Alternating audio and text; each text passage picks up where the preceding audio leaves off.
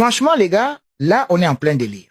La Coupe du Monde démarre, et pendant que le monde entier se prépare à vivre quelque chose d'énorme, le football nous balance déjà des informations dans tous les sens. Restez jusqu'au bout, parce que on a des trucs vraiment dingues à se dire.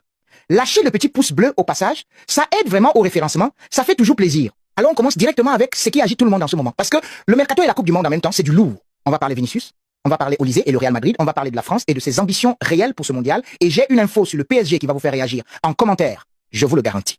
Alors accrochez-vous. Comme d'habitude les amis, on commence par la star absolue du moment, ou plutôt par son feuilleton contractuel qui n'en finit pas, Vinicius Junior. Le gars commence la Coupe du Monde avec le Brésil ce soir. Il est censé être le joueur le plus électrisant de la planète avec le ballon dans les pieds. Et pendant ce temps, sa situation au Real Madrid reste totalement floue. Son contrat expire l'été prochain.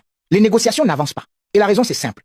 Ses exigences salariales dépassent ce que Florentino Pérez est prêt à mettre sur la table. Vous vous rendez compte de la situation, les gars? Le mec qui est supposément intransférable, le mec dont Pérez dit qu'il est irremplaçable dans le projet madrilène, et ils arrivent même pas à se mettre d'accord sur les chiffres. C'est ça le football moderne, franchement. Et le pire dans tout ça, c'est que plus Vinicius va être fort dans ce mondial, plus ça va lui donner du poids dans les négociations. Ce qui veut dire que si le Brésil fait un grand tournoi, Florentino va devoir sortir encore plus d'argent. Vous voyez ce que je veux dire? C'est un cercle vicieux pour le Real. Et pendant ce temps-là, eux, ils regardent du côté d'Olise.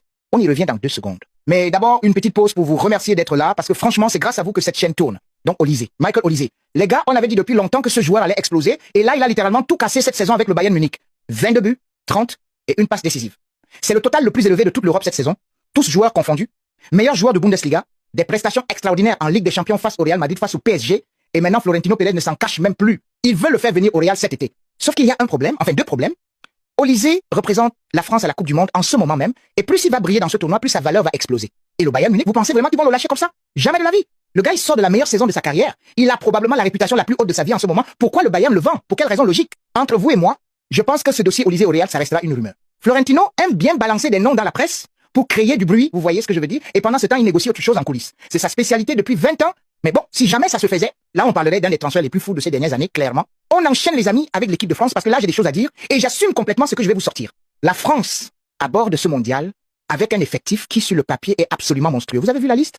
Maignan dans les buts, Upamecano, Saliba, Koundé en défense, Zahir Emery, Kanté, Tchouaméni au milieu. Et devant vous avez Mbappé, Dembélé Ballon d'Or, Olysée, Doué, Barcola, Cherki.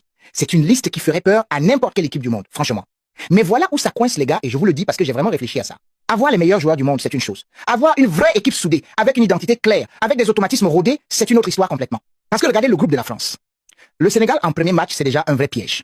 Les Sénégalais, ils arrivent avec la faim, avec l'envie de prouver quelque chose, avec Koulibaly en défense et une vraie solidité collective. Et les Bleus qui sortent d'une défaite 2-1 contre la Côte d'Ivoire en